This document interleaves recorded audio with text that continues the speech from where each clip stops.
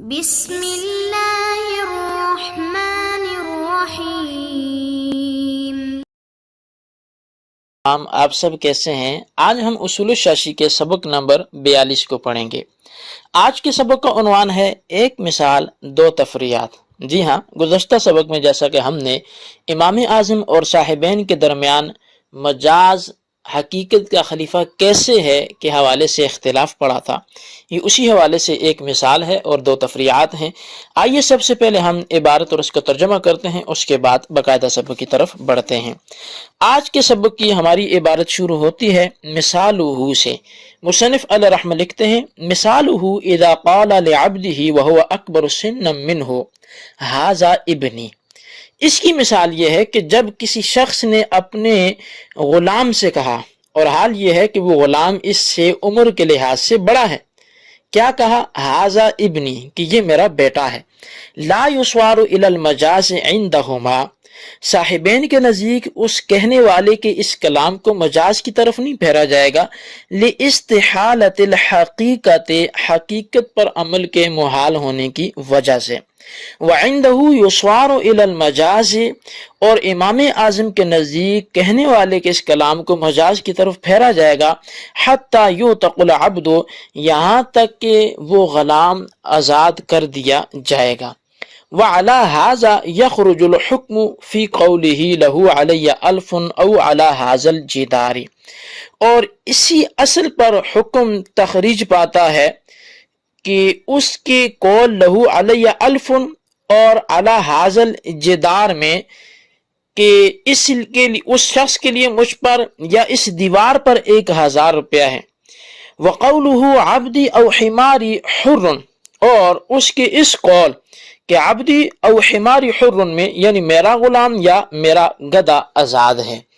یہ تھی عبارت اور اس کا ترجمہ۔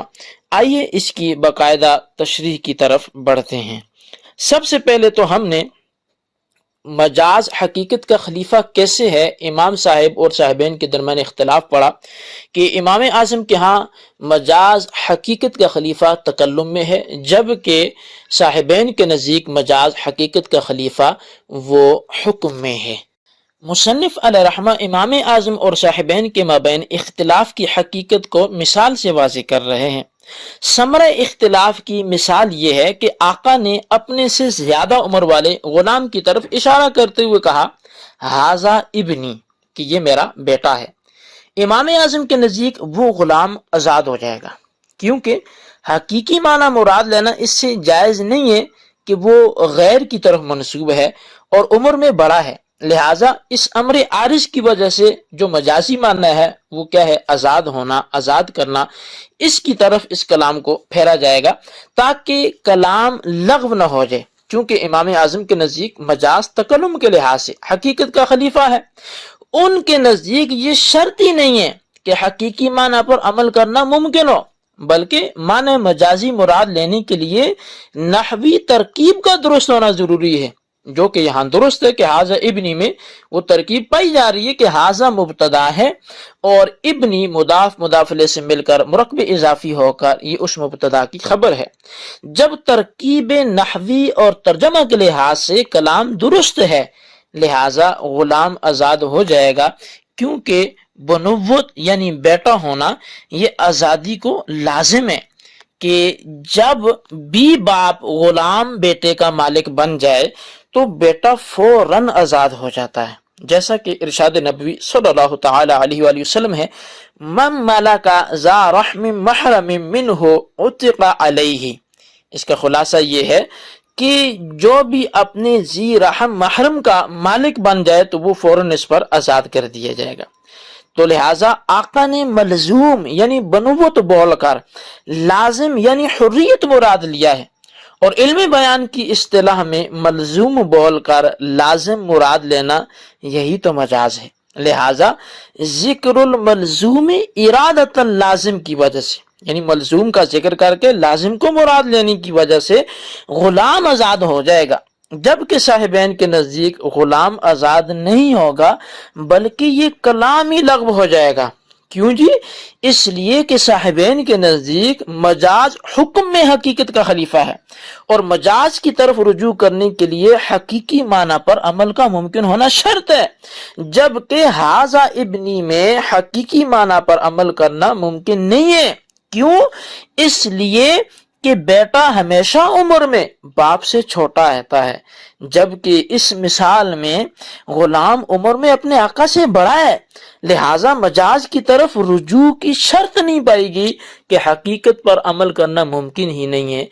یہ جس شخص سے کہہ رہا ہے ھذا ابنی، حقیقت میں وہ اس کا بیٹا ہو ہی نہیں سکتا، کیونکہ وہ عمر میں ہی اس سے بڑا ہے، اور کبھی بھی بیٹا اپنے ہی باپ سے عمر میں بڑا نہیں ہوتا۔ جب حقیقت پر عمل کرنا ممکن ہی نہیں ہے تو لہٰذا اب مجاز بھی مراد نہیں ہوگا، اس لیے کہ صاحبین کے نزدیک مجاز کی طرف کلام کے پھیرنے کے لیے شرط یہ تھی کہ وہاں حقیقت پر بھی عمل کرنا ممکن ہو، لہٰذا کلام لغو ہو جائے گا، اس سے غلام آزاد نہ ہوگا۔ اگر غلام عمر میں آقا سے چھوٹا ہوتا تو صاحبین کے نزدیک بھی آزاد ہو جاتا، چونکہ یہاں حقیقی معنی پر عمل کرنا ممکن ہوتا، لیکن چونکہ ایسا نہیں ہے تو لہذا یہ غلام بھی آزاد نہیں ہوگا۔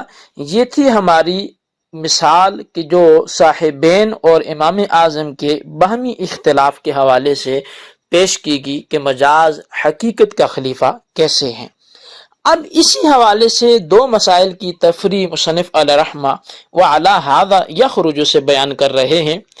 ان دو مسائل میں سے پہلا مسئلہ جو ہے وہ یہ ہے کہ اگر کسی نے یہ کہا لہو علی الف او علی ھذا الجدار، کہ فلاں کے مجھ پر یا اس دیوار پر 1000 روپیے ہیں، اب امام اعظم کے نزدیک قائل پر 1000 روپیہ لازم ہو جائے گا، کیونکہ امام اعظم کے نزدیک مجازی معنی مراد لینے کے لیے حقیقی معنی پر عمل کا ممکن ہونا شرط ہی نہیں ہے، بلکہ کلام کا ترکیب نحوی کے لحاظ سے درست ہونا ضروری ہے، اور چونکہ یہاں پر کلام ترکیب نحوی کے لحاظ سے درست ہے تو یہاں پر مجاز کی طرف اس کلام کو پھیرا جائے گا، لہٰذا امام صاحب کے نزدیک قائل کے کلام نے او کو واو کے معنی میں لے کر مجازن قائل پر 1000 روپیہ لازم ہوگا، چونکہ او اور واو دونوں حروف عطف میں سے اور جی ایک دوسری کی جگہ استعمال ہوتے ہیں، لہٰذا قائل کا مقصد یہ ہے کہ جو ان دونوں میں سے 1000 کے لازم ہونے کا محل بننے کی صلاحیت رکھتا ہے اس پر 1000 روپیہ لازم ہے۔ اب ظاہر ہے کہ اس کا محل تو فقط انسان ہے، دیوار تو اس چیز کا محل ہی نہیں ہے، لہٰذا انسان پر 1000 روپیہ لازم ہو جائیں گے، جبکہ یہ تو صاحبین کے نزدیک نہیں تھا، یہ امام اعظم کا موقف تھا۔ صاحبین کے نزدیک قائل پر 1000 روپیہ لازم نہیں ہوگا، کیوں؟ اس لیے کہ ان کے نزدیک معنی مجازی مراد لینے کے لیے معنی حقیقی پر عمل کا ممکن ہونا یہ شرط ہے، جبکہ یہاں قائل غیر معین طریقے سے دونوں میں سے کسی ایک پر 1000 روپیہ لازم کر رہا ہے، اور دونوں میں سے ایک دیوار ہے جو لزوم کا محل ہی نہیں ہے، تو جب حقیقی معنی پر عمل ممکن ہی نہیں ہے کہ یہ کیسے ہو سکتا ہے کہ کون تعین کرے گا کہ دیوار پر لازم ہے یا بندے پہ لازم ہے، جب حقیقی معنی پہ عمل ممکن نہیں ہے تو لہٰذا اب مجاز کی طرف رجوع بھی نہیں کیا جائے گا، لہٰذا قائل پر بھی 1000 روپیہ لازم نہ ہوگا۔ یہ تھی ایک تفریع۔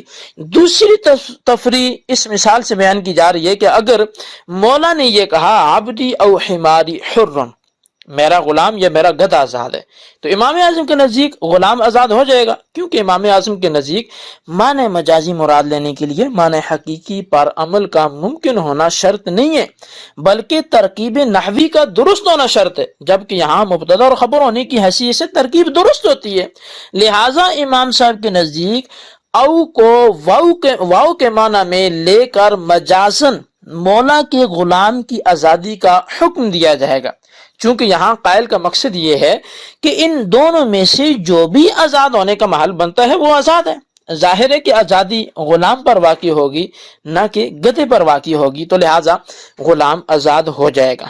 جبکہ صاحبین کے نزدیک غلام آزاد نہیں ہوگا. کیوں؟ اس لیے کہ ان کے نزدیک معنی مجازی مراد لینے کے لیے معنی حقیقی پر عمل کا ممکن ہونا یہ شرط ہے، جبکہ یہاں عمل ممکن ہی نہیں ہے جیسا کہ سابقہ مسئلوں میں گزرا. لہٰذا ان کے نزدیک کلام لغو ہو جائے گا اور یہاں مجازی معنی بھی مراد نہیں لیا جائے گا. یہ تھا آج کا ہمارا سبق. آئیے آج کے سبق کے خلاصے کی طرف بڑھتے ہیں. آج ہم نے اس معاملے کے اختلاف پر کہ مجاز حقیقت کا خلیفہ کیسے ہے، امام صاحب اور صاحبین کے چونکہ اختلاف تھا، اس حوالے سے ہم نے ایک مثال پڑھی اور اس کے بعد اسی حوالے سے 2 تفریعات پڑھی. ان مسائل کو یاد کر کے اپنے رجسٹر پر نوٹ کریں اور بالخصوص ان سوالات کے جوابات دیں. سوال نمبر 1 یہ ہے کہ مجاز حقیقت کا خلیفہ ہے، اس پر صاحبین و امام اعظم رحمہم اللہ کے نزدیک مختلف فی مثال لکھیں. سوال نمبر 2 یہ ہے کہ لہو علی الف او علی حاضل جدار کا شرعی حکم بما اختلاف دلائل سے بیان کریں. اللہ تبارک و تعالیٰ سے دعا ہے جو ہم نے سنا پڑھا اسے یاد رکھنے کی توفیق نصیب فرمائے. آمین بجاہ النبی الامین.